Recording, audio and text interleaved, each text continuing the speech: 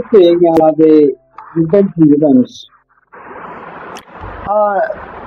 ನಾವು ಈ ಈ ಮುಂಬರುವಂತ ಅಥವಾ ಹತ್ತಿರದಲ್ಲಿ ಸಂಭವಿಸಲಿಕ್ಕಿರುವಂತ ಘಟನೆಗಳ ಕುರಿತಾಗಿ ನಾವು ಕಳೆದ ದಿನಮಾನಗಳಿಂದ ಅಥವಾ ಕಳೆದ ಸಂಚಿಕೆಯಿಂದ ನಾವು ಚರ್ಚೆ ಮಾಡ್ತಾ ಬಂದಿದ್ದೇವೆ. In fact, the last section we have already concluded the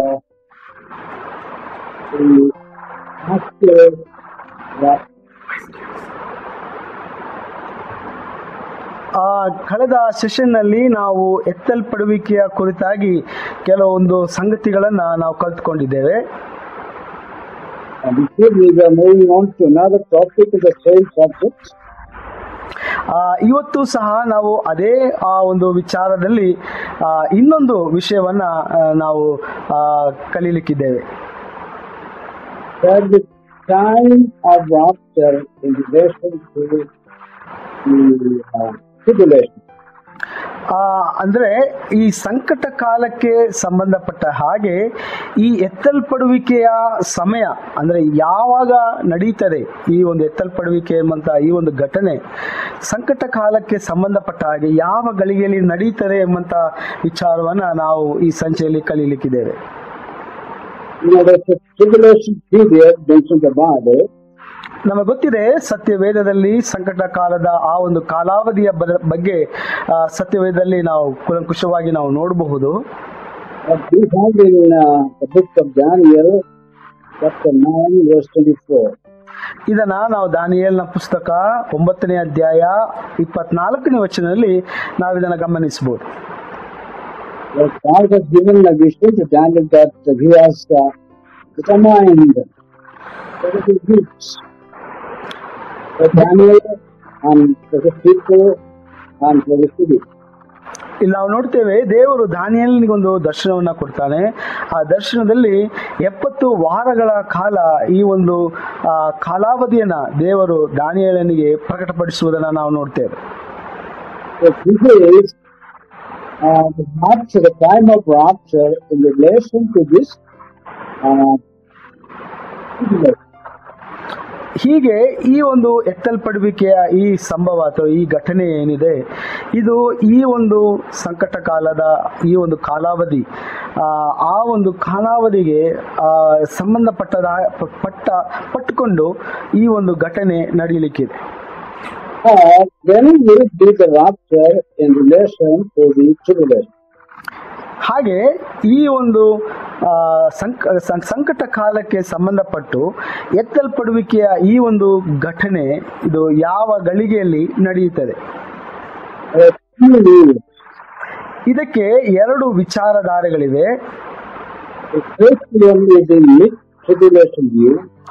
ಇದರಲ್ಲಿ ನಾವು ನೋಡ್ತೇವೆ ಒಂದು ವಿಚಾರಧಾರೆ ಏನಪ್ಪಾ ಅಂತಂದ್ರೆ ಅದರ ಪ್ರಕಾರವಾಗಿ ಈ ಒಂದು ಸಂಕಟ ಕಾಲದ ಮಧ್ಯ ಅವಧಿಯಲ್ಲಿ ಈ ಒಂದು ಘಟನೆ ಸಂಭವಿಸುತ್ತದೆ ಎಂಬುದಾಗಿ ನಾವು ನೋಡುತ್ತೇವೆ. ಅದಕ್ಕೆ ನಾವು ಮಿಡ್ ಟ್ರಿಬುಲೇಷನ್ ಎಂಬುದಾಗಿ ಇಂಗ್ಲಿಷ್ ನಲ್ಲಿ ಕರಿತೇವೆ. ಅಂದ್ರೆ ಮಧ್ಯ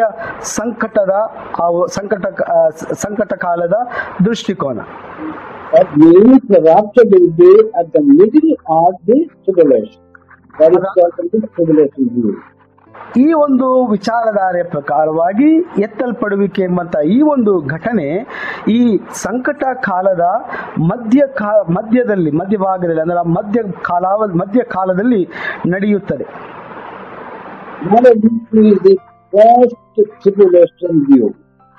ಇನ್ನೊಂದು ವಿಚಾರಧಾರೆ ಏನಪ್ಪಾ ಅಂತಂದ್ರೆ ಈ ಒಂದು ಎತ್ತಲ್ಪಡುವಿಕೆಯು ಸಂಕಟ ಕಾಲದ ನಂತರದಲ್ಲಿ ಅಂದ್ರೆ ಆ ಕಾಲಾವಧಿ ಮುಗಿದ ನಂತರ ಈ ಒಂದು ಘಟನೆ ನಡೆಯುತ್ತದೆ ಎಂಬುದಾಗಿ ಕೆಲವರ ವಿಚಾರ.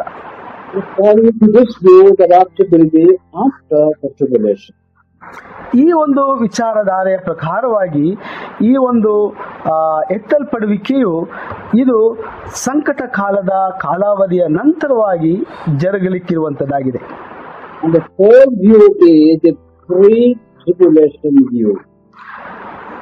ಮೂರನೆಯ ವಿಚಾರಧಾರೆ ಈ ಒಂದು ವಿಷಯದಲ್ಲಿ ಅದೇನಪ್ಪ ಅಂತಂದ್ರೆ ಅದು ಸಂಕಟ ಕಾಲಕ್ಕಿಂತಲೂ ಮೊದಲೇ ಆ ಕಾಲಾವಧಿಯ ಪ್ರಾರಂಭವಾಗುವುದಕ್ಕಿಂತ ಮೊದಲೇ ಎತ್ತಲ್ಪಡುವಿಕೆಯು ಎಂಬಂತ ಈ ಒಂದು ಘಟನೆ ನಡೆಯುತ್ತದೆ ಎಂಬುದಾಗಿ.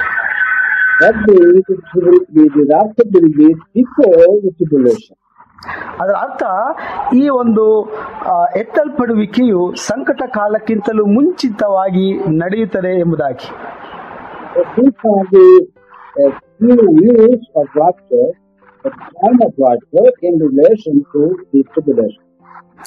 ಹೀಗೆ ಸಂಕಟ ಕಾಲಕ್ಕೆ ಸಂಬಂಧಪಟ್ಟ ಹಾಗೆ ಮೂರು ವಿಧದಲ್ಲಿ ಅಥವಾ ಮೂರು ವಿಚಾರಗಳನ್ನ ವೇದ ಪಂಡಿತರ ಮಧ್ಯದಲ್ಲಿ ನಾವು ಕಾಣಬಹುದು.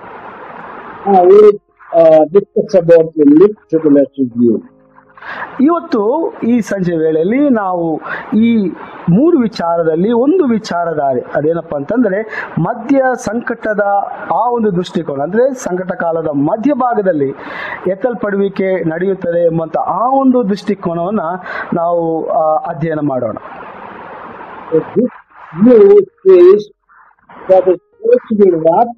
At the end of the first 1.5 years of 70th week of Daniel.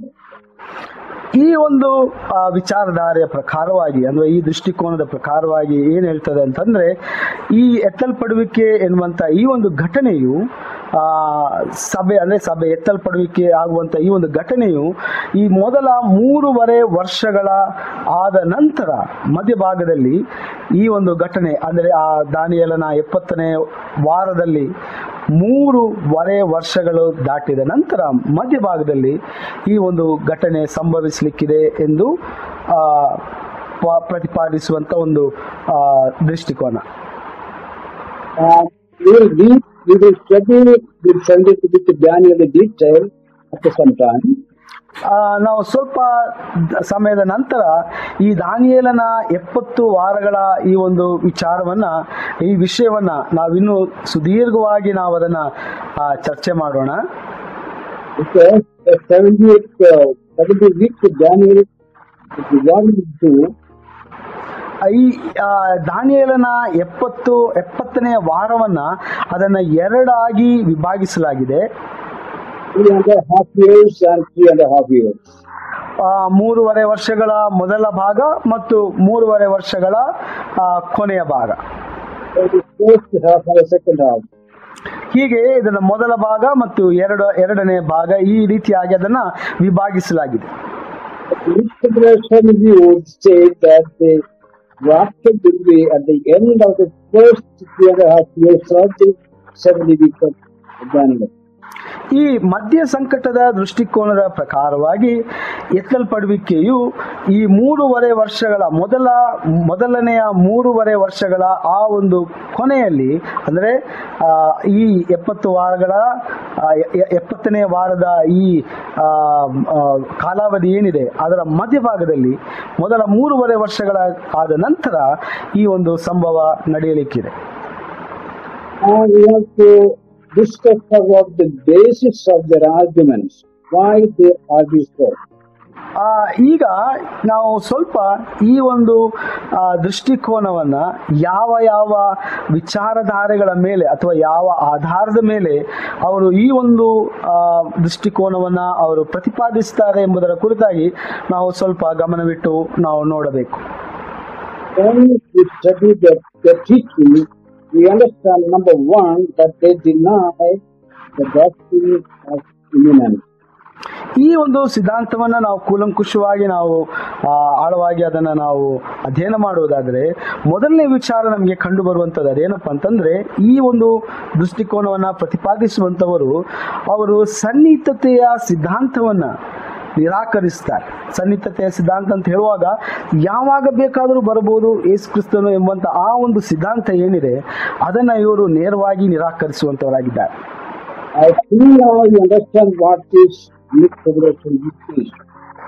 ಆದ ಕಾರಣ ಈಗ ನಿಮ್ಗಾಗಲೇ ಸ್ವಲ್ಪ ಅರ್ಥ ಆಗಿರ್ಬೋದು ಈ ಮಧ್ಯ ಸಂಕಟದ ದೃಷ್ಟಿಕೋನದಲ್ಲಿ ವಿಚಾರಧಾರೆ ಏನಿದೆ ಎಂಬಂತ ವಿಚಾರ ನಿಮ್ಗೆ ಈಗಾಗಲೇ ಸ್ವಲ್ಪ ಅರ್ಥ ಆಗಿರ್ಬೇಕು. With that in mind, we have to go further. ಇದನ್ನ ನಾವು ಮನಸ್ಸಿನಲ್ಲಿ ಇಟ್ಕೊಂಡು ನಾವು ಇನ್ನು ಆಳವಾದ ವಿಚಾರಗಳಿಗೆ ನಾವು ಮುಂದಕ್ಕೆ ಹೋಗೋಣ. They deny the imminence of the doctrine of imminence. What is doctrine of imminence? ಹೀಗೆ ಇವರು ಈ ದೃಷ್ಟಿಕೋನವನ್ನ ಇಟ್ಟುಕೊಂಡಂತವರು ಅವರು ಸನ್ನಿಹಿತತೆಯ ಸಿದ್ಧಾಂತವನ್ನ ಅವರು ನಿರಾಕರಿಸುವಂತವರಾಗಿದ್ದಾರೆ. ಸನ್ನಿಹಿತತೆಯ ಸಿದ್ಧಾಂತ ಅಂದ್ರೇನು?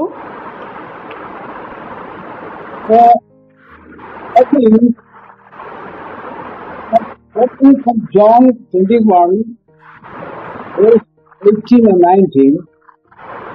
ಇಲ್ಲಿ ನಾವು ನೋಡ್ತೇವೆ ಯೋಹಾನ ಬರೆದ ಸುವಾರ್ತೆ 21ನೇ ಅಧ್ಯಾಯ ಅದರ 18 ಮತ್ತು 19ನೇ ವಚನಗಳಲ್ಲಿ, First Peter 1:13. ಅಷ್ಟು ಮಾತ್ರವಲ್ಲ, 1ನೇ ಪೇತ್ರ 1ನೇ ಅಧ್ಯಾಯ 13ನೇ ವಚನದಲ್ಲಿ, when you are getting time, you may go and read at your home, because you don't have much time to take scripture and read. ನೀವು ಇದನ್ನ ಸಮಯ ತಕೊಂಡು ನೀವು ಮತ್ತೆ ಬಿಡುವು ಮಾಡಿಕೊಂಡು ಈ ವಾಕ್ಯಗಳನ್ನ, ಈ ವೇದ ಭಾಗಗಳನ್ನ ನೀವು ಓದ್ರಿ. ಯಾಕಂದ್ರೆ ಈಗ ನಾವು ಸತ್ಯವೇದ ವಾಕ್ಯವನ್ನು ಓದಿದರೆ ನಮಗೆ ಹೆಚ್ಚು ಸಮಯಾವಕಾಶ ನಮಗೆ ಇಲ್ಲ. So what Jesus is saying that he will grow older, and then he will live his life, lay down his life for gospel. So in that case, the imminent coming is not a possible thing. ಪೇತ್ರನು ಆತನು ಬಹಳಷ್ಟು ದಿನಗಳು ಅವನು ಜೀವಿಸುವುದಕ್ಕೆ ಆತನು ಸಾಧ್ಯವಿಲ್ಲ. ಆದ್ದರಿಂದ ಅವನು ತನ್ನ ಜೀವನವನ್ನ ಮುಡಿಪಾಗಿ ಯೇಸು ಕ್ರಿಸ್ತನಿಗೋಸ್ಕರವಾಗಿ ಆತನು ಮುಡಿಪಾಗಿ ಇಡುವಾಗ ಆತನು ಯೇಸು ಕ್ರಿಸ್ತನು ಮತ್ತೆ ಬರೋಣದಲ್ಲಿ, ಆತನ 2ನೇ ಬರೋಣದಲ್ಲಿ ಆತನನ್ನ ಪ್ರತ್ಯಕ್ಷನಾಗಿ ಕಾಣುವುದಕ್ಕೆ ಸಾಧ್ಯವಿಲ್ಲ ಎಂಬಂತ ಸಂಗತಿಯನ್ನ ಹೇಳ್ತಾ ಇದ್ದಾನೆ. I will read it from KJV. That is, verily, verily, I say unto thee, when you was young, thou didst thyself and workest whither thou wouldest. But when thou shalt be old, thou shalt stretch forth thy hands, and another shall gild thee and carry thee whither thou wouldest not. This is old English. It is difficult for maybe to understand. ಯೋಹಾನ ಬರೆದ ಸುವಾರ್ತೆ ಅದರ 21ನೇ ಅಧ್ಯಾಯ 18 ಮತ್ತು 19ನೇ ವಚನ ಅಲ್ಲಿ ನಾವು ಹೀಗೆ ಓದುತ್ತೇವೆ, ನಿನಗೆ ನಿಜವಾಗಿ ಹೇಳುತ್ತೇನೆ, ನೀನು ಯೌವನಸ್ಥನಾಗಿದ್ದಾಗ ನೀನೇ ನಡುವನ್ನು ಕಟ್ಟಿಕೊಂಡು ಬಂದ ಕಡೆಗೆ ತಿರುಗಾಡುತ್ತಿದ್ದಿ. ಆದರೆ ನೀನು ಮುದುಕನಾದಾಗ ನಿನ್ನ ಕೈಗಳನ್ನು ಚಾಚುವಿ, ಮತ್ತೊಬ್ಬನು ನಿನ್ನ ನಡುವನ್ನು ಕಟ್ಟಿಕೊಂಡು ನಿನಗೆ ಇಷ್ಟವಿಲ್ಲದ ಕಡೆಗೆ ನಿನ್ನನ್ನು ತೆಗೆದುಕೊಂಡು ಹೋಗುವನು ಎಂದು ಹೇಳಿದನು. ಅವನು ಎಂತಹ ಸಾವಿನಿಂದ ದೇವರನ್ನು ಮಹಿಮೆಪಡಿಸುವ ಎಂಬುದನ್ನ ಆತನು ಈ ಮಾತಿನಿಂದ ಸೂಚಿಸಿದನು. ಇದನ್ನು ಹೇಳಿ ಅವನಿಗೆ ನನ್ನನ್ನು ಹಿಂಪಾಲಿಸು ಎಂದು ಹೇಳಿದನು. Again, 1 Peter 1:13. ಮತ್ತೆ 1ನೇ ಪೇತ್ರ 1ನೇ ಅಧ್ಯಾಯ 3ನೇ ವಚನ, Wherefore get up the loins of your mind, be sober and hope to the end for the grace that is to be brought up unto you at the revelation of Jesus Christ. ಆದ್ದರಿಂದ ನೀವು ಮನಸ್ಸಿನ ನಡುವನ್ನು ಕಟ್ಟಿಕೊಂಡು ಸ್ವಸ್ಥಚಿತ್ತರಾಗಿದ್ದು ಯೇಸುವನ್ನು ಪ್ರತ್ಯಕ್ಷನಾಗುವಾಗ ನಿಮಗೆ ದೊರಕುವ ಭಾಗ್ಯದ ಮೇಲೆ ನಿಮ್ಮ ನಿರೀಕ್ಷೆಯನ್ನು ಸಂಪೂರ್ಣವಾಗಿ ಇಡಿರಿ. So stating this scripture, the people who support the mid-tribulation view say that imminent coming is not possible. ಆದ್ದರಿಂದ ಈ ಒಂದು ವಾಕ್ಯಗಳನ್ನ ಆಧಾರವಾಗಿ ಇಟ್ಕೊಂಡು ಈ ಒಂದು ದೃಷ್ಟಿಕೋನವನ್ನ, ಅಂದ್ರೆ ಸಂಕಟ ಕಾಲದ ಮಧ್ಯ ಕಾಲಾವಧಿಯಲ್ಲಿ ಎತ್ತಲ್ಪಡುವಿಕೆ ನಡೆಯುತ್ತದೆ ಎಂಬಂತ ಈ ಒಂದು ವಾದವನ್ನ ಅವರು ಪ್ರತಿಪಾದಿಸ್ತಾರೆ. So another point they're saying is that from Acts 22:21. ಇನ್ನೊಂದು ವಾಕ್ಯವನ್ನ ಅವರು ಆಧಾರವಾಗಿ ಇಟ್ಕೊಳ್ತಾರೆ. ಅದೇನಪ್ಪಾ ಅಂತಂದ್ರೆ ಅಪೊಸ್ತಲರ ಕೃತ್ಯಗಳು ಅದರ 22ನೇ ಅಧ್ಯಾಯ 21ನೇ ವಚನವನ್ನ ಅವರು ಆಧಾರವಾಗಿ ಇಟ್ಕೊಂಡು ಇದೇ ವಾದವನ್ನ ಪ್ರತಿಪಾದಿಸ್ತಾರೆ. That is based on the commission to pour from Jesus ಇದು ನಾವು ನೋಡ್ತೇವೆ, ಯೇಸು ಸ್ವಾಮಿಯು ಅದು ಪೌಲನಿಗೆ ಸೇವೆಗೋಸ್ಕರವಾಗಿ ಅವನನ್ನ ಪ್ರತಿಷ್ಠಿಸುವಂತ ಆ ಒಂದು ಸಂಬಂಧಪಟ್ಟವಾಗಿ ಆ ಒಂದು ವಾಕ್ಯವನ್ನ ನಾವಲ್ಲಿ ನಾವು ನೋಡ್ತೇವೆ. There is said that Paul, he will have a long preaching career.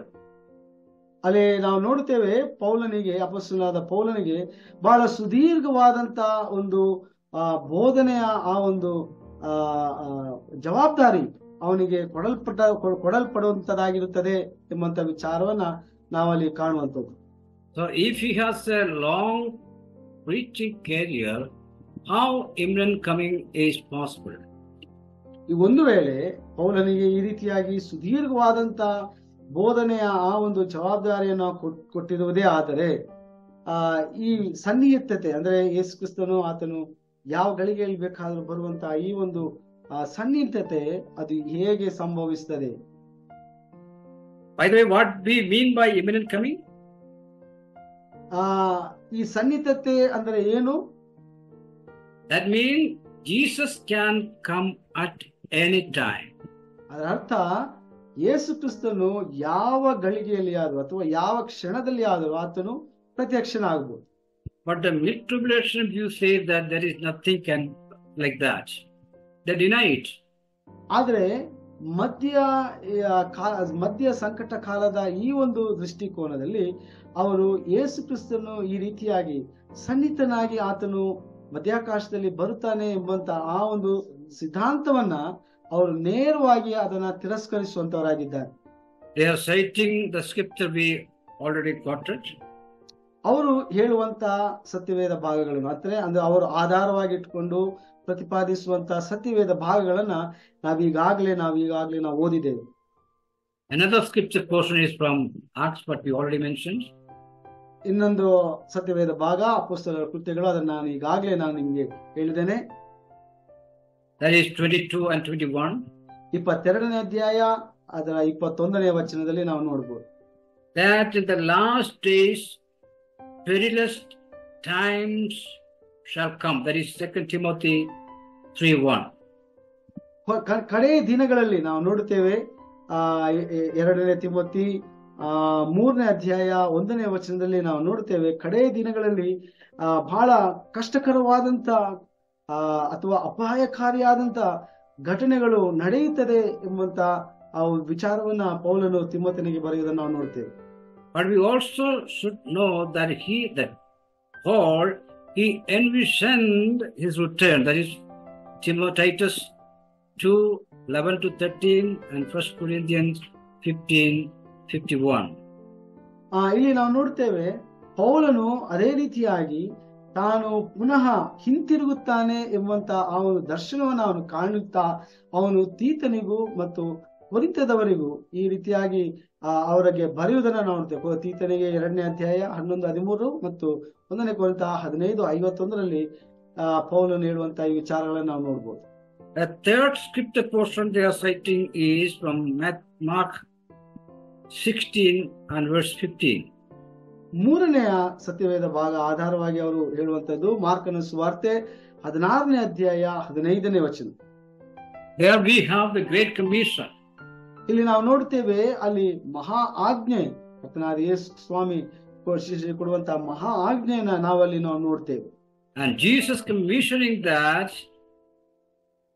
they have to carry the gospel into all the world. ಯೇಸು ಸ್ವಾಮಿ ಹೇಳ್ತಾನೆ, ಸುವಾರ್ತೆಯನ್ನ ಇಡೀ ಲೋಕಕ್ಕೆ ಸಾರಬೇಕು ಎಂಬುದಾಗಿ ದೇವರು ಅಲ್ಲಿ ಆಜ್ಞೆಯನ್ನ ಕೊಡುವುದನ್ನು ನಾವು ನೋಡ್ತೇವೆ. And if people has to take the gospel to all world, how Christ can come at any moment? ಒಂದು ವೇಳೆ ಸುವಾರ್ತೆಯನ್ನ ಇಡೀ ಲೋಕಕ್ಕೆ ದೇವಜನರು ಸಾರುವುದಕ್ಕಾಗಿ ಅದನ್ನ ತೆಗೆದುಕೊಂಡು ಹೋಗಬೇಕಾದರೆ, ಹಾಗಾದರೆ ಕ್ರಿಸ್ತನು ಹೇಗೆ ಆತನು ತಕ್ಷಣ ಅಥವಾ ಯಾವ ಗಳಿಗೆಯಲ್ಲಿ ಬೇಕಾದರೂ ಆತನು ಪ್ರತ್ಯಕ್ಷನಾಗುವುದಕ್ಕೆ ಸಾಧ್ಯ? But we also should observe that the apostles they wrote to them concerning Lord's return. ಅದೇ ಸಮಯದಲ್ಲಿ ನಾವು ಗಮನಿಸಬೇಕಾದಂತ ವಿಷಯ ಏನಪ್ಪಾ ಅಂತಂದ್ರೆ, ಅಪೋಸ್ತಲರು ಯೇಸು ಕ್ರಿಸ್ತನ ಎರಡನೇ ಬರುಣದ ಕುರಿತಾಗಿ ಅವರು ಪದೇ ಪದೇ ತಮ್ಮ ಪತ್ರಿಕೆಗಳಲ್ಲಿ ಬರೆಯುವುದನ್ನು ನಾವು ನೋಡ್ತೇವೆ. And again when we study book of Revelations, chapter 2 and 3, ಅಷ್ಟು ಮಾತ್ರವಲ್ಲದೆ ಪ್ರಕಟಣೆ ಪುಸ್ತಕದಲ್ಲಿ 2ನೇ ಅಧ್ಯಾಯ ಮತ್ತು 3ನೇ ಅಧ್ಯಾಯದಲ್ಲಿ ನಾವು ಓದುವಾಗ there is required an extended period of time of sevenfold historical development of the church. ಅಲ್ಲಿ ನಾವು ನೋಡುತ್ತೇವೆ ಸಭೆ ಐತಿಹಾಸಿಕವಾಗಿ ಸಭೆಯು 7 ಪಟ್ಟು ಅದು ಬೆಳವಣಿಗೆ ಹೊಂದುವುದನ್ನ ಅಥವಾ ಅದು ವಿಸ್ತಾರಗೊಳ್ಳುವುದನ್ನ ನಾವಲ್ಲಿ ನಾವು ನೋಡಬಹುದು. When that remains as a fact, how Jesus can come in any time? ಇದು ಸತ್ಯವಾದರೆ ಹಾಗಾದರೆ ಯೇಸು ಕ್ರಿಸ್ತನು ಯಾವ ಗಳಿಗೆಯಲ್ಲಿ ಆದರೂ ಸಹ ಆತನು ಸನ್ನಿಹಿತನಾಗಿ ಆತನು ಪ್ರತ್ಯಕ್ಷನಾಗುವುದು ಹೇಗೆ ಸಾಧ್ಯ?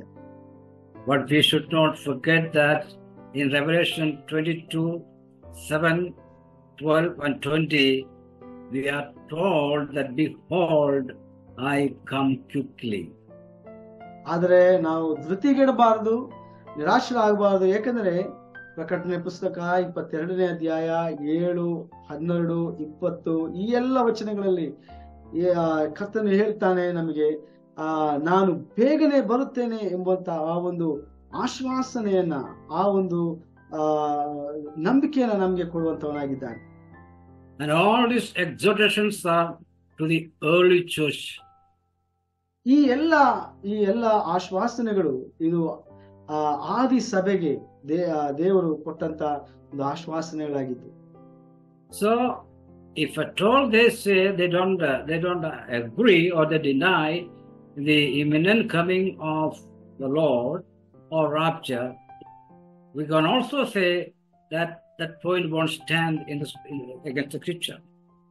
ಹೌದು, ಅವರು ಈ ರೀತಿಯಾಗಿ ಈ ಎತ್ತಲ್ಪಡುವಿಕೆಯ ಘಟನೆ ಅದು ತಕ್ಷಣವಾಗಿ ಅಂದ್ರೆ ಯಾವ ಕ್ಷಣದಲ್ಲಿ ಬೇಕಾದರೂ ಸನ್ನಿಹಿತವಾಗಿ ನಡೆಯಬಹುದು ಎಂಬಂತ ಆ ಒಂದು ವಿಚಾರವನ್ನ ಅವರು ತಿರಸ್ಕರಿಸಿದರೂ ಸಹ ಸತ್ಯವೇದದ ಬೇರೆ ವಚನಗಳ ಈಗ ನಾವು ತೋರಿಸಿದಂತ ಈ ವಚನಗಳ ಆಧಾರದ ಮೇಲೆ ನಾವು ಖಂಡಿತವಾಗಿ ಹೇಳ್ಬೋದು ಇದು ಸನ್ನಿಹಿತವಾಗಿ ಅಂದ್ರೆ ತಕ್ಷಣದಲ್ಲಿ ಕ್ಷಣ ಮಾತ್ರದಲ್ಲಿ ಈ ಒಂದು ಘಟನೆ ಯಾವಾಗ ಬೇಕಾದರೂ ನಡೆಯುತ್ತದೆ ಎಂಬುದು ನಮಗೆ ರುಜುವಾಗುವಂತದ್ದಾಗಿದೆ.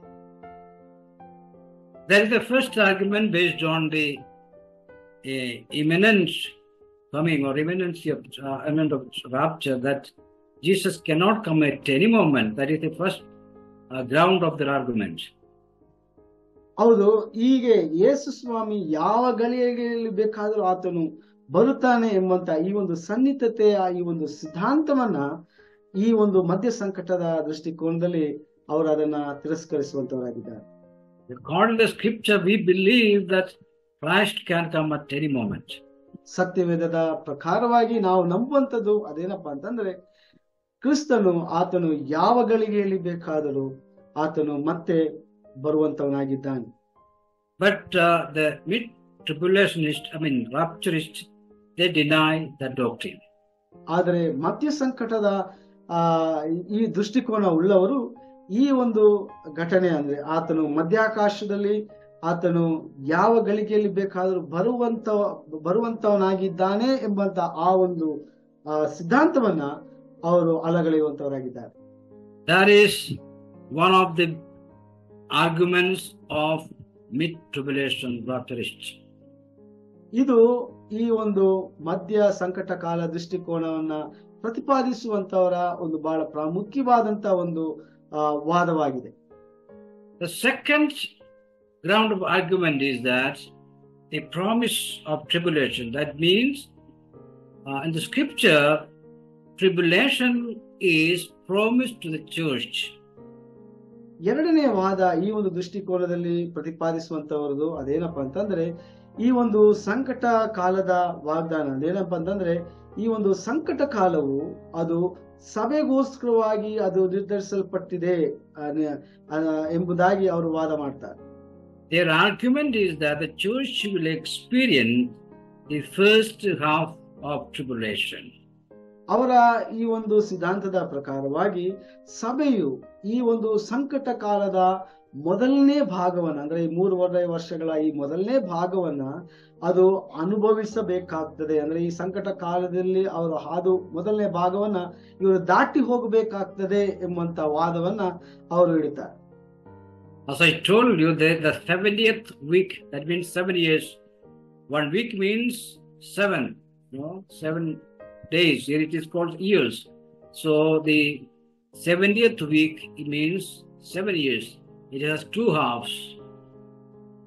ನಾನು ಮೊದಲೇ ಹೇಳಿದ ಹಾಗೆ ದಾನಿಯೇಲನ 70ನೆಯ ವಾರ ಎಂಬುದಾಗಿ ನಾವೇನು ಹೇಳ್ತೇವೆ, ಆ 70ನೆಯ ವಾರ ಅದು 7 ಅಂದ್ರೆ 7 ವರ್ಷಗಳು. ಆ ಒಂದು 7 ವರ್ಷಗಳನ್ನ ಎರಡಾಗಿ ವಿಭಾಗಿಸಲಾಗಿದೆ. ಮೊದಲನೇ ಭಾಗದಲ್ಲಿ 3.5 ವರ್ಷಗಳು ಮತ್ತು ಎರಡನೇ ಭಾಗದಲ್ಲಿ 3.5 ವರ್ಷಗಳಾಗಿ ಅದನ್ನು ವಿಂಗಡಿಸಲಾಗಿದೆ.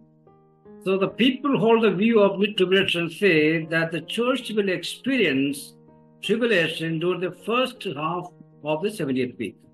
ಹೀಗೆ ಈ ಮಧ್ಯ ಸಂಕಟ ಕಾಲದ ದೃಷ್ಟಿಕೋನವನ್ನ ಇಟ್ಕೊಂಡಂತವರು ಅವರು ಹೇಳುವಂತ ಸಿದ್ಧಾಂತ ಏನಪ್ಪಾ ಅಂತಂದ್ರೆ, ಈ ಮೊದಲನೇ ಭಾಗದಲ್ಲಿ ಅಂದ್ರೆ ಮೊದಲ 3.5 ವರ್ಷಗಳ ಈ ಒಂದು ಸಂಕಟ ಕಾಲದ ಈ ಒಂದು ಕಾಲಾವಧಿಯಲ್ಲಿ ಸಭೆಯು ಈ ಸಂಕಟ ಕಾಲವನ್ನ ದಾಟಿ ಹೋಗುವಂತವರಾಗಿದ್ದಾರೆ, ಅದನ್ನ ಅನುಭವಿಸುವಂತವರಾಗಿದ್ದಾರೆ ಎಂಬುದಾಗಿ ಹೇಳ್ತಾರೆ.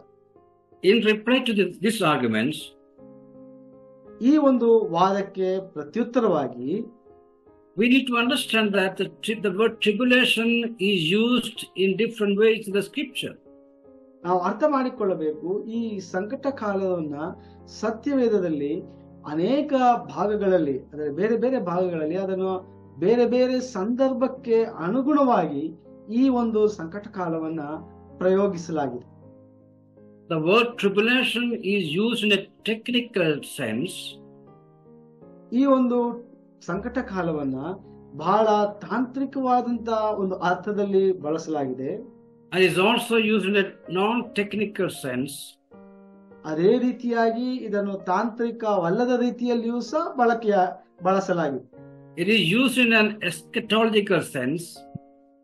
ಇದನ್ನ ನಾವು ಎಸ್ಕಟಾಲಜಿ ಎಂಬುದಾಗಿ ನಾವೇನ್ ಹೇಳ್ತೇವೆ ಅಂದ್ರೆ ಆತನ ಬರೋಣದ ಕುರಿತಾಗಿರುವಂತಹ ಆ ಒಂದು ಅಂತಿಮ ಗತಿ ಶಾಸ್ತ್ರ ಎಂಬುದಾಗಿ ನಾವೇನ್ ಹೇಳ್ತೇವೆ, ಆ ಒಂದು ಸಿದ್ಧಾಂತದಲ್ಲಿಯೂ ಸಹ ಇದನ್ನು ಬಹಳಷ್ಟು ಬಳಕೆ ಮಾಡಿಕೊಂಡಿರುವುದನ್ನು ನಾವು ನೋಡ್ತೇವೆ. Or it may be used in a non-eschatological sense. ಅಥವಾ ಇದನ್ನ ಅಂತಿಮ ಗತಿ ಶಾಸ್ತ್ರವಲ್ಲದ ಆ ಒಂದು ಸಿದ್ಧಾಂತದಲ್ಲಿಯೂ ಸಹ ಇದನ್ನ ಬಳಸಲಾಗಿದೆ. But saying tribulation simply should not mean that it is the tribulation of 70th week. ಅದರಿಂದ ಎಲ್ಲ ಈ ಸಂಕಟ ಕಾಲ ಟ್ರಿಬುಲೇಷನ್ ಎಂಬುದಾಗಿ ನಾವೇನ್ ಹೇಳ್ತೇವೆ, ಇದನ್ನ ಎಲ್ಲವನ್ನು ಸಹ ಒಟ್ಟುಮೊತ್ತಾರೆ ನಾವು ಇದೆಲ್ಲವೂ ಒಂದೇ ರೀತಿಯಾಗಿ ಈ 70ನೇ ವಾರದಲ್ಲಿ ಬಳಕೆಯಾಗಿದೆ ಎಂಬುದಾಗಿ ನಾವು ಹೇಳೋದಕ್ಕೆ ಸಾಧ್ಯವಿಲ್ಲ. Of course, the word tribulation is used in connection with church. ಹೌದು, ಇದು ಸತ್ಯ. ಅದೇನಪ್ಪ ಅಂತಂದ್ರೆ ಈ ಒಂದು ಸಂಕಟ ಕಾಲವನ್ನ ಸಭೆಯ ಒಟ್ಟಿಗೆ ಹಾಗೆ ಸಭೆಗೆ ಸಂಬಂಧಪಟ್ಟು ಈ ಪದವನ್ನ ಬಳಸಲಾಗಿದೆ. But that is not a technical sense. ಆದರೆ ಇದು ತಾಂತ್ರಿಕ ರೂಪದಲ್ಲಿ ಅಥವಾ ತಾಂತ್ರಿಕವಾದಂತ ಅರ್ಥದಲ್ಲಿ ಅದನ್ನ ಬಳಸಲಾಗಿಲ್ಲ. It is used in a non-technical sense, that means any sort of suffering to the church. ಆದರೆ ಇದನ್ನು ತಾಂತ್ರಿಕವಲ್ಲದ ರೀತಿಯಲ್ಲಿ ಸಭೆಗೆ ಹೋಲಿಸಲ್ಪಟ್ಟು ಅಂದ್ರೆ ಸಭೆಗೆ ಸಂಬಂಧಿಸಲ್ಪಟ್ಟು ಈ ಒಂದು ಪದ ಪ್ರಯೋಗವನ್ನ ಸತ್ಯವೇದದಲ್ಲಿ ಮಾಡಿದ್ದಾರೆ. So tribulation or trials and temptations and sufferings are already promised to the church, but that is not the tribulation of the 70th week of Daniel.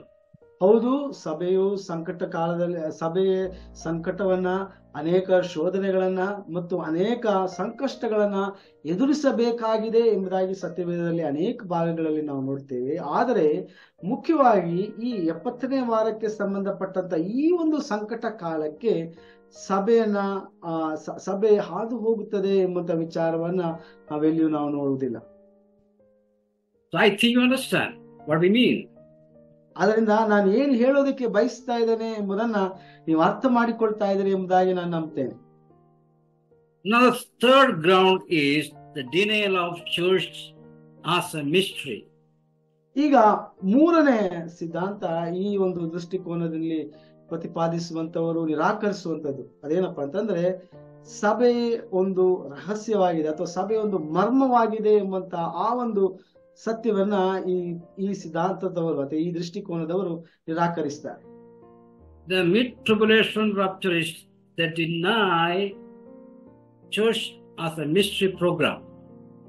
ಈ ಒಂದು ದೃಷ್ಟಿಕೋನವುಳ್ಳವರು, ಮಧ್ಯ ಸಂಕಟದ ದೃಷ್ಟಿಕೋನವುಳ್ಳವರು, ಸಭೆಯು ಒಂದು ಮರ್ಮವಾಗಿದೆ ಅಥವಾ ಸಭೆಯು ಒಂದು ರಹಸ್ಯವಾಗಿದೆ ಎಂಬಂತ ಆ ಒಂದು ಸಿದ್ಧಾಂತವನ್ನ ಅವರು ತಿರಸ್ಕರಿಸ್ತಾರೆ.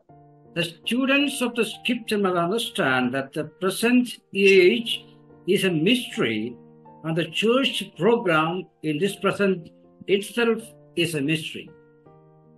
ಈ ಸತ್ಯವೇದದ ವಿದ್ಯಾರ್ಥಿಯು ಅರ್ಥ ಮಾಡಿಕೊಳ್ಬೇಕಾದಂತ ಒಂದು ಸಂಗತಿ ಏನಪ್ಪಾ ಅಂತಂದ್ರೆ, ನಾವು ಕಾಣುವಂತ ಈ ಪ್ರಸ್ತುತ ಯುಗವು, ಈ ಲೋಕವು ಒಂದು ರಹಸ್ಯವಾಗಿದೆ ಮತ್ತು ಈ ಪ್ರಸ್ತುತ ಯುಗದಲ್ಲಿ ಸಭೆಯ ಕಾರ್ಯಕ್ರಮವೂ ಸಹ ಒಂದು ರಹಸ್ಯವಾಗಿದೆ. The mystery of the church was not revealed to the Old Testament prophets.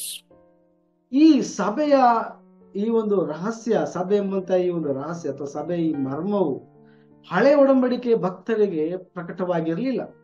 The mystery program should be completed before God can deal with Israel to finish the covenant program. There are two programs, ಇಲ್ಲಿ ಎರಡು ರೀತಿಯಾದಂತ ಕಾರ್ಯಕ್ರಮಗಳು ಉಂಟು, ನಾವು ಗಮನಿಸಬೇಕು. ಆ ರೀತಿಯಲ್ಲಿ ನಾವು ನೋಡುವಾಗ ಸಭೆಯ ಈ ಒಂದು ಕಾರ್ಯಕ್ರಮ ಏನಿದೆ ಅದನ್ನ ಮುಗಿಸಬೇಕಾದ್ರೆ ಇಸ್ರಾಯೇಲ್ ಜೊತೆಗಿರುವಂತ ಆ ಒಂದು ಕಾರ್ಯಕ್ರಮವೂ ಸಹ ಮುಕ್ತಾಯವಾಗಬೇಕು.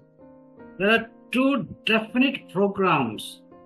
There is one program for church, another program for Israel.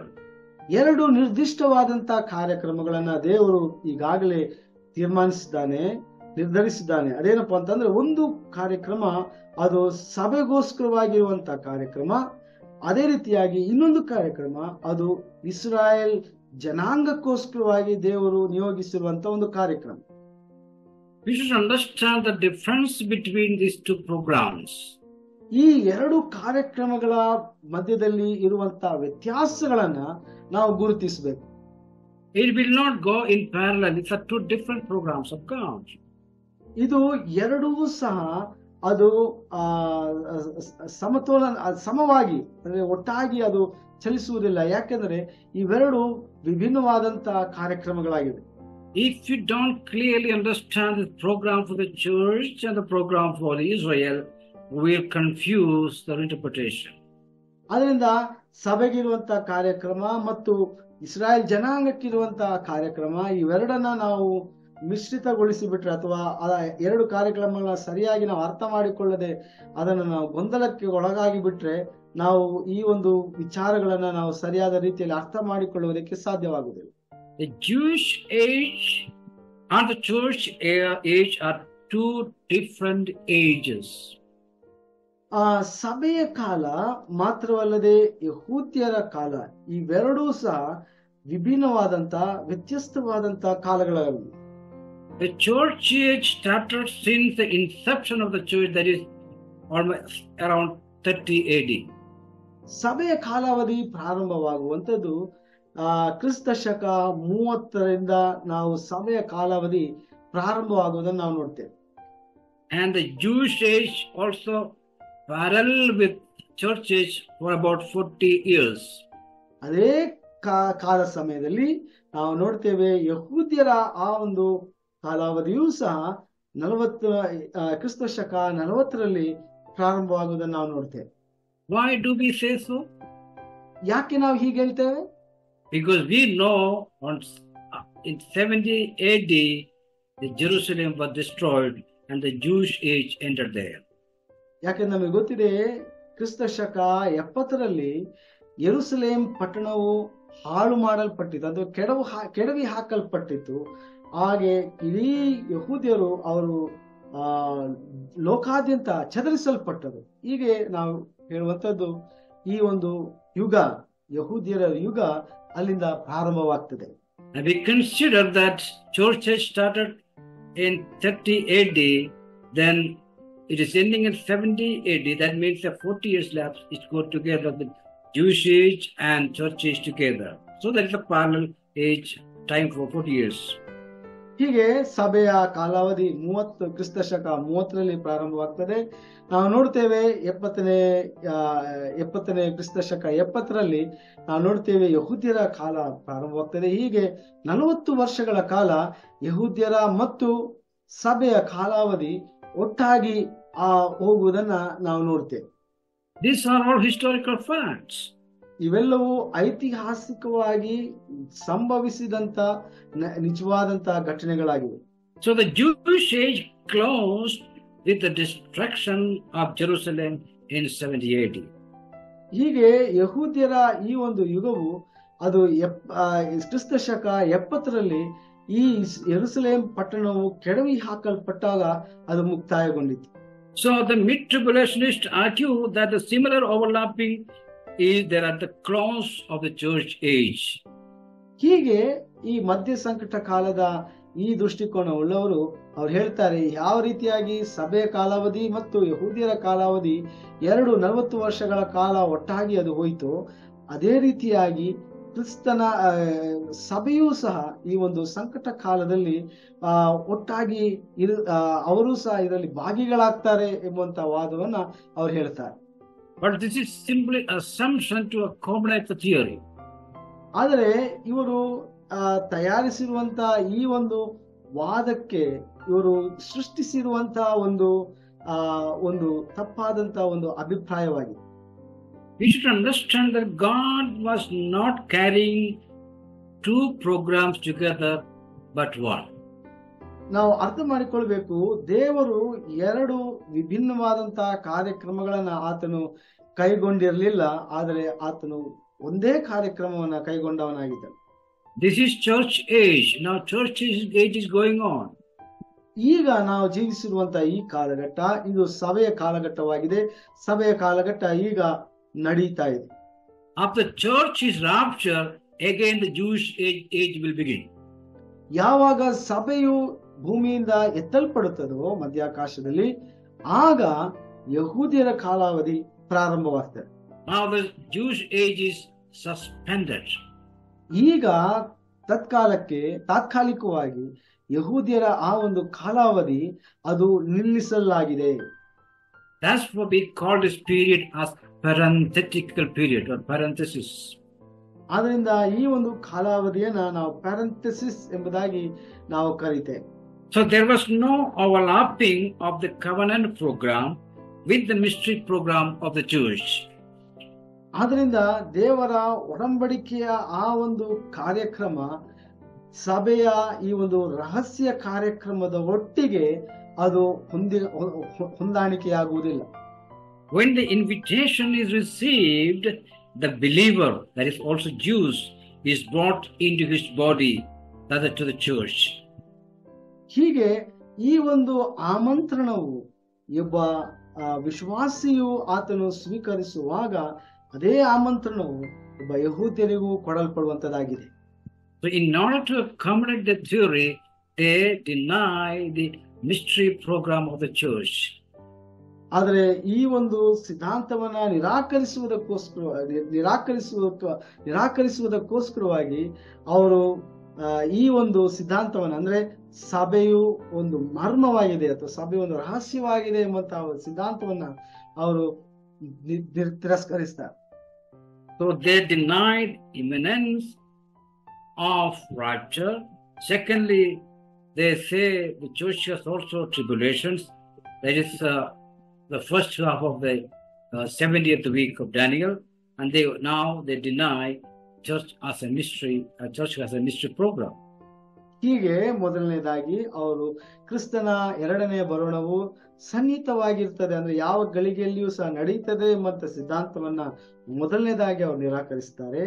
2ನೇದಾಗಿ ಈ ಒಂದು ಸಂಕಟ ಕಾಲದ ಈ ಒಂದು ವಾಗ್ದಾನವು ಇದು ಸಭೆಯೂ ಸಹ ಈ ಒಂದು ಸಂಕಟ ಕಾಲವನ್ನ ದಾಟಿ ಹೋಗ್ತದೆ, ಅಂದ್ರೆ ಮೊದಲ 3.5 ವರ್ಷಗಳ ಕಾಲ ಇರುವಂತಹ ಒಂದು ಸಂಕಟ ಕಾಲಾವಧಿ ಸಭೆಯೂ ಸಹ ಒಳಪಡುತ್ತದೆ ಎಂಬುದಾಗಿ ಹೇಳ್ತಾರೆ. 3ನೇದಾಗಿ ಅವರು ಹೇಳುವಂತಹ ಸಿದ್ಧಾಂತ ಅದೇನಪ್ಪಾ ಅಂತಂದ್ರೆ ಸಭೆಯು ಒಂದು ಮರ್ಮವಾಗಿದೆ ಅಥವಾ ಸಭೆಯು ಒಂದು ರಹಸ್ಯವಾಗಿದೆ ಎಂಬಂತ ಆ ಒಂದು ಸಿದ್ಧಾಂತವನ್ನು ಸಹ ಅವರು ನಿರಾಕರಿಸ್ತಾರೆ. A fourth ground for the arguments that is the mid-tribulation is that seals and trumpets, that is in Revelation we have 7 seals and 7 trumpets, will come later into that section, and the seals and trumpets are not manifestations of the divine wrath. That is what they claim. ನಾಲ್ಕನೆಯ ಆ ಒಂದು ವಾದ, ಈ ಮಧ್ಯ ಸಂಕಟ ಕಾಲದ ದೃಷ್ಟಿಕೋನವುಳ್ಳವರು ವಾದಿಸುವಂತ ವಾದ ಅದೇನಪ್ಪಾ ಅಂತಂದ್ರೆ, ಈ ಪ್ರಕಟಣೆ ಪುಸ್ತಕದಲ್ಲಿ ನಾವು ಕಾಣುವಂತ ಈ ಮುದ್ರೆಗಳಾಗಿರ್ಬೋದು ಅಥವಾ ಈ ತುತ್ತೂರಿಗಳಾಗಿರ್ಬೋದು, ಇವ್ಯಾವೂ ಸಹ ಇದು ದೈವಿಕ ಕೋಪದ ಅಭಿವ್ಯಕ್ತಿಗಳಲ್ಲ ಅಥವಾ ಸೂಚನೆಗಳಲ್ಲ ಎಂಬುದಾಗಿ ಅವರು ಅದನ್ನು ನಿರಾಕರಿಸ್ತಾರೆ. They argue that seals and trumpets are operated for protection and prevention and not as a wrath. ಅವರ ವಾದ ಏನಪ್ಪಾ ಅಂತಂದ್ರೆ, ಈ ಮುದ್ರೆಗಳು ಮತ್ತು ತುತ್ತೂರಿಗಳು ಇದು ರಕ್ಷಣೆ ಮತ್ತು ತಡೆಗಟ್ಟುವುದಕ್ಕಾಗಿ ಕಾರ್ಯನಿರ್ವಹಿಸುತ್ತದೆ ಎಂಬುದಾಗಿ ಅವರು ವಾದಿಸುವಂತವಾಗಿದ್ದಾರೆ. They say Bible never called seals and judgments are judgments. Only commentators are saying so. That is only it's a man-made interpretation. ಅಂದ್ರೆ ಅವ್ರು ಹೇಳುವಂತದ್ದು ಇದೆಲ್ಲವೂ ಸಹ ಅದು ಸತ್ಯವೇದವು ನಮಗೆ ಅದನ್ನ ರಕ್ಷಣೆಗಾಗಿ ನಮಗೆ ಕೊಟ್ಟದ್ದು ಅಷ್ಟೇ. ಆದರೆ ಅದು ಯಾವುದೂ ಸಹ ಅದು ದೇವರ ಕೋಪವನ್ನ ಅಭಿವ್ಯಕ್ತಪಡಿಸುವುದಿಲ್ಲ ಅಥವಾ ಅದನ್ನ ಸೂಚನೆಯಾಗಿ ನಾವು ಅದನ್ನ ತೆಗೆದುಕೊಳ್ಳುವುದಕ್ಕೆ ಸಾಧ್ಯವಿಲ್ಲ ಎಂಬುದಾಗಿ ತಮ್ಮದೇ ಆದಂತ ಒಂದು ವ್ಯಾಖ್ಯಾನವನ್ನ ಈ ಒಂದು ಸೂಚನೆಗಳಿಗೆ ಅವರು ಕೊಡುವಂತದ್ದಾಗಿದೆ. Their contention is that the seals and trumpets are like God's permission to Satan as Satan afflicted Job. ಅವರ ಪ್ರಕಾರವಾಗಿ ಈ ಮುದ್ರೆಗಳು ಅಥವಾ ಈ ತುತ್ತೂರಿಗಳು ಅದು ಸೈತಾನನಿಗೋಸ್ಕರವಾಗಿ ದೇವರು ಕೊಡುವಂತ ಒಂದು ಚಿಹ್ನೆಗಳಾಗಿವೆ ಎಂಬುದಾಗಿ ಅವರು ಹೇಳ್ತಾರೆ. In other words, Satan working and God permitting. ಇನ್ನೊಂದು ಮಾತಿನಲ್ಲಿ ಹೇಳುವುದಾದರೆ, ಸೈತಾನನು ಕೆಲಸ ಮಾಡ್ತಾ ಇದ್ದಾನೆ, ದೇವರು ಅದಕ್ಕೆ ಅನುಮತಿಸುತ್ತಾ ಇದ್ದಾನೆ. That means God permitting, but Satan is acting. That is the interpretation for seals and trumpets. ಈ ಒಂದು ಮುದ್ರೆಗಳಿಗೆ ಮತ್ತು ತುತ್ತೂರುಗಳಿಗೆ ಅವರು ಕೊಡುವಂತ ವ್ಯಾಖ್ಯಾನ ನೋಡಿ ಹೇಗಿದೆ ಅಂದ್ರೆ, ದೇವರು ಅನುಮತಿಸ್ತಾ ಇದ್ದಾನೆ, ಆದರೆ ಸೈತಾನನು ಅವುಗಳನ್ನ ಬಳಸಿಕೊಳ್ತಾ ಇದ್ದಾನೆ. But in Revelation 6 verses 16 to 17 we read that, and said to the mountains and rock, fall on us and hide us from the face of the one sitting on the throne and from the wrath of the Lamb. For the great day of his wrath has come, and who shall be able to stand? Unfolded is related to the wrath of Lamb. ಇಲ್ಲಿ ನಾವು ನೋಡ್ತೇವೆ, ಪ್ರಕಟಣೆ ಪುಸ್ತಕ 6ನೇ ಅಧ್ಯಾಯ ಅದರ 16ರಿಂದ 17ನೇ ವಚನಗಳ ಒಳಗೆ ನಾವು ನೋಡ್ತೇವೆ, ಬೆಟ್ಟಗಳಿಗೂ ಬಂಡೆಗಳಿಗೂ ನಮ್ಮ ಮೇಲೆ ಬೀಳಿರಿ, ಸಿಂಹಾಸನದ ಮೇಲೆ ಕೂತಿರುವಾತನ ಮುಖಕ್ಕೂ ಯಜ್ಞದ ಕುರಿಯಾದಾತನ ಕೋಪಕ್ಕೂ ನಮ್ಮನ್ನು ಮರೆ ಮಾಡಿರಿ. ಅವರ ಕೋಪವು ಕಾಣಿಸುವ ಮಹಾದಿನ ಬಂದಿದೆ, ಅದರ ಮುಂದೆ ನಿಲ್ಲುವುದಕ್ಕೆ ಯಾರು ಶಕ್ತರು ಎಂದು ಹೇಳಿದರು. Here there is nothing to suppose that is God permitting and Satan acting, but it clearly says that wrath of Lamb. ಇಲ್ಲಿ ನಾವು ಈ ವಾಕ್ಯದಲ್ಲಿ ನಾವು ಬಹಳ ಸ್ಪಷ್ಟವಾಗಿ ನಾವು ಅದನ್ನ ಗಮನಿಸಬಹುದು. ಯಾವುದೇ ರೀತಿಯಾಗಿಯೂ ಸಹ ಇಲ್ಲಿ ದೇವರು ಅದನ್ನ ಅನುಮತಿಸ್ತಾ ಇದ್ದಾನೆ, ಸೈತಾನನು ಅದನ್ನ ತನ್ನ ಉಪಯೋಗಕ್ಕೆ ಅದನ್ನ ಬಳಸಿಕೊಳ್ತಾ ಇದ್ದಾನೆ ಎಂಬಂತ ಒಂದು ಸೂಚನೆ ನಮಗೆ ಸಿಗುವುದಿಲ್ಲ. The word here used in Greek is elthein, that's the aoristic tense, that may signify that not something about to happen, but that which has already taken place. ಇಲ್ಲಿ ಬಳಸಿರುವಂತ ಪದ ಪ್ರಯೋಗ ಗ್ರೀಕ್ ಪದದ ಎಲ್ಥೇನ್ ಎಂಬಂತ ಆ ಒಂದು ಪದ, ಈ ಒಂದು ಪದ ಅರ್ಥ ಬಂದಿದ್ದಾನೆ ಎಂಬಂತ ಎಂಬಂತ ಅರ್ಥವನ್ನ ನಮಗೆ ಕೊಡುವಂತದ್ದಾಗಿದೆ. ಆದರೆ ಇಲ್ಲಿ ಈ ಘಟನೆ ಈಗಾಗಲೇ ನಡೆದಿದೆ ಎಂಬುದನ್ನ ಇಲ್ಲಿ ಸೂಚಿಸುವಂತದ್ದಾಗಿದೆ. That the wrath of Lamb is come or has come, that is already happened. ಅಂದ್ರೆ ಈ ಒಂದು ಕುರಿಮರಿಯಾದಾತನ ಆ ಒಂದು ಮಹಾಕೋಪದ ಆ ಒಂದು ಘಟನೆ ಅಥವಾ ಆ ಒಂದು ಸಂಭವ ಈಗಾಗಲೇ ಬಂದಿದೆ ಅಥವಾ ನಡೆದಿದೆ ಎಂಬಂತ ಸೂಚನೆಯನ್ನ ನಮಗೆ ಕೊಡುವಂತದ್ದಾಗಿದೆ. In the same way, in the same connection, John relates the sounding of the 7 trumpets with the outpouring of wrath of God, that is Revelation 11:18. Again, that is an aorist tense. ಅದೇ ಸಮಯದಲ್ಲಿ ನಾವು ನೋಡುತ್ತೇವೆ, ಇಲ್ಲಿ ಯೋಹಾನನು ಈ 7 ತುತ್ತೂರಿಗಳ ಶಬ್ದವನ್ನು ದೇವರ ಕ್ರೋಧದ ಪ್ರವಾಹದೊಂದಿಗೆ ಮತ್ತೆ ಸಾಮಾನ್ಯವಾಗಿ ಬಂದಿದ್ದಾನೆ ಎಂಬಂತ ಆ ಒಂದು ಪ್ರಯೋಗದೊಂದಿಗೆ ಅದನ್ನು ವಿವರಿಸುವುದನ್ನು ನಾವು ನೋಡ್ತೇವೆ. So it's very clearly mentioned by John that it is the wrath of Lamb, that is God's wrath, vengeance. ಇಲ್ಲಿ ಬಹಳ ಸ್ಪಷ್ಟವಾಗಿ ಯೋಹಾನನು ಅದನ್ನ ವಿವರವಾಗಿ ನಮ್ಗೆ ಹೇಳಿದ್ದಾನೆ. ಅಂದ್ರೆ ಇದು ದೇವರ ಮಹಾ ಕೋಪ, ಅದನ್ನ ಉಗ್ರ ಕೋಪ ಅದನ್ನು ಸುರಿಯ ಮಾಡುತ್ತಾನೆ ಎಂಬಂತ ಆ ಒಂದು ವಿಚಾರವನ್ನ ಸ್ಪಷ್ಟಪಡಿಸ್ತಾನೆ. So all these are 4 grounds cannot be accepted according to scripture. It's a wrong interpretation. ಅದರಿಂದ ಇವೆಲ್ಲವೂ ಸಹ ಅದು ಸತ್ಯವೇದಕ್ಕೆ ವಿರುದ್ಧವಾದಂತ ಒಂದು ವ್ಯಾಖ್ಯಾನವಾಗಿದೆ. ಆದ್ರಿಂದ ಇದನ್ನು ನಾವು ಸ್ವೀಕರಿಸುವುದಕ್ಕೆ ಸಾಧ್ಯವಿಲ್ಲ. So we have the ground we have seen that is they are denying the imminence of rapture, and secondly they don't agree with the tribulation, that they say that the tribulation is for the church, and third is that denial of church as a mystery, and fourthly that these trumpets and seals are just permissions of God for Satan to act like he acted for Job. ಹೀಗೆ ನಾವು 4 ವಿಧವಾದಂತ ಇಲ್ಲಿ ವಾದಗಳನ್ನ ಈ ದೃಷ್ಟಿಕೋನದವರು ಹೇಳುವುದನ್ನು ನಾವು ನೋಡ್ತೇವೆ. ಮೊದಲನೇದಾಗಿ ನಾವು ನೋಡಿದೆವು, ಈ ಒಂದು ಸನ್ನಿಹಿತತೆಯ ಸಿದ್ಧಾಂತವನ್ನ ಅವರು ನಿರಾಕರಿಸ್ತಾರೆ.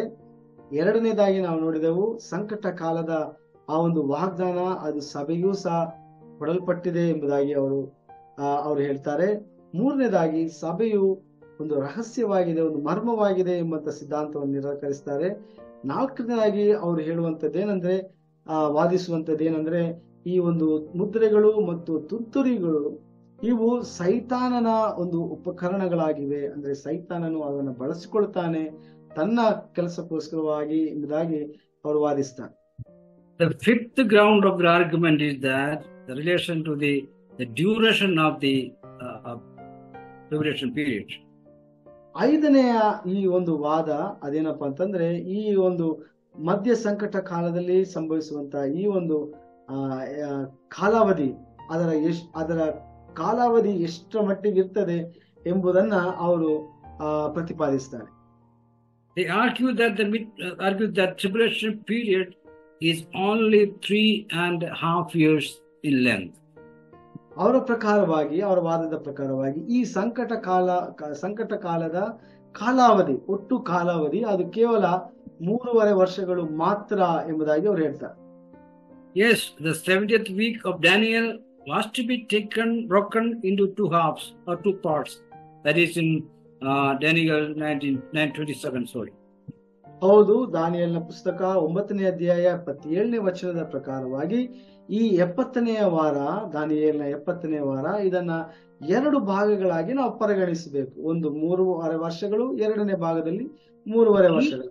Jesus has spoken of the latter half of the same period as the great tribulation in Matthew 24:21.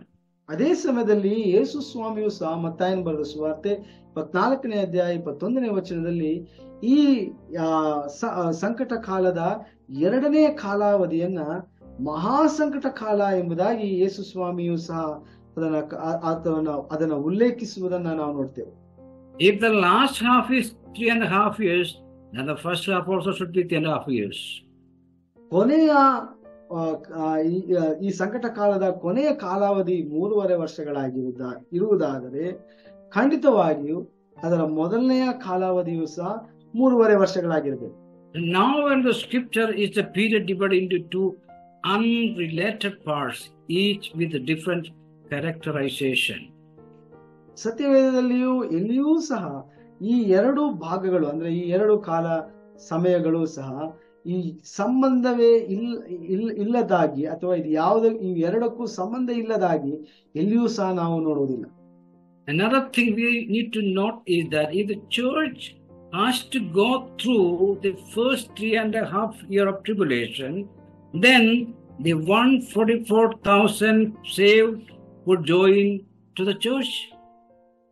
ಇನ್ನೊಂದು ವಿಚಾರ ನಾವು ಗಮನಿಸಬೇಕು ಈ ಒಂದು ವಾದದಲ್ಲಿ, ಅದೇನಪ್ಪಾ ಅಂತಂದ್ರೆ ಸಭೆಯು ಈ ಸಂಕಟ ಕಾಲದ ಮೊದಲ 3 ವರ್ಷಗಳನ್ನ ಅನುಭವಿಸಬೇಕಾದರೆ ಈ 1,44,000 ಜನರು ಅವರು ರಕ್ಷಿಸಲ್ಪಟ್ಟು ಅವರು ಸಭೆಗೆ ಸೇರಿಸಲ್ಪಡ್ತಾರೆ. Because according to the mid-tribulation theory, the church is already on earth. ಯಾಕಂದ್ರೆ ಈ ವಾದದ ಪ್ರಕಾರವಾಗಿ ಸಭೆಯು ಈಗಾಗಲೇ ಭೂಮಿಯಲ್ಲಿ ಇದೆ ಈ 3.5 ವರ್ಷಗಳ ಕಾಲದಲ್ಲಿ. In that case, the 144,000 saved should join with the church, not a separate group. ಹೀಗೆ ಈ ಕಾಲಾವಧಿಯಲ್ಲಿ ರಕ್ಷಿಸಲ್ಪಟ್ಟಂತ 1,44,000 ಈ ಸಂತರು ಸಹ ಸಭೆಯ ಭಾಗವಾಗುತ್ತಾರೆ. But John revealed that 144,000 are Jews witnesses during the entire period of tribulation. ಆದ್ರೆ ಯೋಹಾನ್ ಬಹಳ ಸ್ಪಷ್ಟವಾಗಿ ಹೇಳ್ತಾನೆ, ಅದೇನಪ್ಪಾ ಅಂತಂದ್ರೆ ಈ 1,44,000 ಜನರು ಇವರು ಈ ಸಂಕಟ ಕಾಲದ ಕೊನೆಯಲ್ಲಿ ಅಂದ್ರೆ ಈ ಕೊನೆಯ ಕಾಲಾವಧಿ ಮುಗಿದ ನಂತರ ರಕ್ಷಿಸಲ್ಪಡುವಂತಹ ಒಟ್ಟು ಮೊತ್ತ ಜನರಾಗಿದ್ದಾರೆ. If God is still adding members to the body, that is the church, that at translation they will be left behind and the body will be dismembered. ಹೀಗೆ ಈ ಒಂದು ಗುಂಪಿನ ಜನರು, ರಕ್ಷಿಸಲ್ಪಟ್ಟಂತಹ ಜನರು, ಇವರು ಸಭೆಗೆ ಸೇರಿಸಲ್ಪಡದೆ ಹೋದರೆ, ಈ ಮಧ್ಯಕಾಲದಲ್ಲಿ ಅವರ ಸಭೆಗೆ ಸೇರಿಸಲ್ಪಡದೆ ಹೋದರೆ ಇವರು ಸಭೆಯ ಅಂಗಗಳಾಗದೆ ಇವರು ಅಂಗವಿಕಲರಾಗಿ ಬಿಡುವಂತ ಒಂದು ಸಂಭವ ಉದ್ಭವ ಆಗ್ತದೆ. So the necessity of terminating the mystery program before undertaking covenant program shows that the tribulation cannot be confined to just half of the week. ಈ ಒಂದು ವಿಚಾರಗಳನ್ನೆಲ್ಲ ನಾವು ಒಟ್ಟಾರೆ ನಾವು ಅದನ್ನ ಗಮನಿಸುವಾಗ ನಮಗೆ ಅರ್ಥವಾಗುವಂತ ವಿಚಾರ ಏನಪ್ಪಾ ಅಂತಂದ್ರೆ ಈ ಸಂಕಟ ಕಾಲವನ್ನ ಇಡೀ ಸಂಕಟ ಕಾಲದ ಕಾಲಾವಧಿಯನ್ನ ಕೇವಲ ನಾವು 3.5 ವರ್ಷಗಳಿಗೆ ಮಾತ್ರ ಅದನ್ನ ನಿಗದಿಪಡಿಸುವುದಕ್ಕೆ ಸಾಧ್ಯವಿಲ್ಲ. Again, if the tribulation period is from the making of the false covenant, that is 9:23 of Daniel, the church would know the time of their translation. ಹೀಗೆ ಈ ಒಂದು ಸಂಕಟ ಕಾಲದ ಪ್ರಾರಂಭ ನಮಗೆ ಗೊತ್ತಾಗ್ತದೆ. ದಾನಿಯೇಲನ ಪುಸ್ತಕ 9ನೇ ಅಧ್ಯಾಯ 27ನೇ ವಚನದಲ್ಲಿ ಯಾವಾಗ ಅಂತ್ಯಕ್ರಿಸ್ತನೊಟ್ಟಿಗೆ ಆ ಒಂದು ಸಂಧಾನ ಕಾರ್ಯವನ್ನ ಮಾಡ್ತಾರೋ ಅಲ್ಲಿಂದ ಈ ಕಾಲಾವಧಿಯು ಪ್ರಾರಂಭಗೊಳ್ಳುವಂತದ್ದಾಗಿದೆ. And in the parenthesis between 7:6 and 7th seal, that is Revelation 7:14, ಮತ್ತೆ ನಾವು ನೋಡ್ತೇವೆ ಈ ಒಂದು ಕಾಲಾವಧಿಯಲ್ಲಿ ಆರನೆಯ ಮುದ್ರೆ ಮತ್ತು 7ನೇ ಮುದ್ರೆ, ಈ ಒಂದು 2 ಮುದ್ರೆಗಳ ಆ ಒಂದು ಕಾಲ ಸಮಯದಲ್ಲಿ those saved the time are set to have to come out of the great tribulation. ಈ ಒಂದು ಮಹಾ ಸಂಕಟ ಕಾಲದಿಂದ ಹೊರಗೆ ಬರುವಂತ ಆ ಒಂದು ಜನರು ಈ ಒಂದು ಕಾಲದಲ್ಲಿ ರಕ್ಷಿಸಲ್ಪಡುವಂತವರಾಗಿದ್ದಾರೆ. That means the time covered by the seals is considered a part of the tribulation period. ಅದರ ಅರ್ಥ ಏನಪ್ಪಾ ಅಂತಂದ್ರೆ ಈ ಒಂದು ಕಾಲಘಟ್ಟವು 6 ಮತ್ತು 7 ಇರುವಂತಹ ಈ ಮುದ್ರೆಗಳ ಕಾಲಘಟ್ಟವು ಅದು ಸಹ ಈ ಒಂದು ಸಂಕಟ ಕಾಲದ ಕಾಲಾವಧಿಯಲ್ಲಿ ಸೇರ್ಪಡೆಯಾಗುವಂತಹ ಘಟನೆಗಳಾಗಿವೆ. So according to scripture we cannot accept the theory of mid-tribulation is rapture. ಈ ಒಂದು ವಿಚಾರಗಳನ್ನ ನಾವು ನೋಡುವಾಗ ಈ ಮಧ್ಯ ಸಂಕಟ ಕಾಲದ ಈ ಒಂದು ವಾದ ಏನಿದೆ, ಈ ಒಂದು ದೃಷ್ಟಿಕೋನ ಏನಿದೆ, ಇದನ್ನ ನಾವು ಸ್ವೀಕರಿಸುವುದಕ್ಕೆ ಸಾಧ್ಯವಿಲ್ಲ. The other arguments of the mid-tribulation raptures we'll think maybe in the next session. ಈ ಒಂದು ಮಧ್ಯ ಸಂಕಟ ಕಾಲದ ಇನ್ನು ಕೆಲವು ವಾದಗಳು, ಅದನ್ನ ನಾವು ಮುಂದಿನ ಸಂಚಿಕೆಯಲ್ಲಿ ನಾವು ಅದನ್ನ ಇನ್ನು ವಿವರವಾಗಿ ನಾವು ಅದನ್ನ ಅಧ್ಯಯನ ಮಾಡೋಣ. Let's pray. ಪ್ರಾರ್ಥನೆ ಮಾಡೋಣ. Thank you, Father, for this evening time. ತಂದೆಯೇ, ಅನುಗ್ರಹಿಸಲ್ಪಟ್ಟಂತ ಈ ಸಂಜೆ ವೇಳೆಗಾಗಿ ನಾವು ನಿಮಗೆ ಸ್ತೋತ್ರ ಮಾಡ್ತೇವೆ. All the people listening tonight, ಕೇಳ್ತಾ ಇರುವಂತ ಪ್ರತಿಯೊಬ್ಬರಿಗಾಗಿ ನಾವು ಪ್ರಾರ್ಥಿಸ್ತೇವೆ. and all the people who are going to watch hereafter. ಅಷ್ಟು ಮಾತ್ರವಲ್ಲದೆ ಈ ಒಂದು ವಿಡಿಯೋವನ್ನ ಮುಂದಿನ ದಿನಮಾನಗಳಲ್ಲಿ ನೋಡುವಂತವರಿಗಾಗಿಯೂ ಸಹ ನಾವು ಪ್ರಾರ್ಥಿಸ್ತೇವೆ. Bless each one of them and the ministry, Lord. ಪ್ರತಿಯೊಬ್ಬರನ್ನ ಆಶೀರ್ವದಿಸು ಮತ್ತು ಈ ಸೇವೆಯನ್ನ ನೀನು ಆಶೀರ್ವದಿಸು ಕರ್ತನೆ. Thank you, all the members of the team, Lord. ಈ ಒಂದು ತಂಡದ ಪ್ರತಿಯೊಂದು ಸದಸ್ಯರಿಗಾಗಿ ನಾವು ಸ್ತೋತ್ರ ಮಾಡ್ತೇವೆ. Help us to go ahead with your ministry. ಈ ದಿನ ಸೇವೆಯಲ್ಲಿ ನಾವು ಮುಂದೆ ಸಾಗುವುದಕ್ಕೆ ನಮಗೆ ಸಹಾಯ ಮಾಡಿ.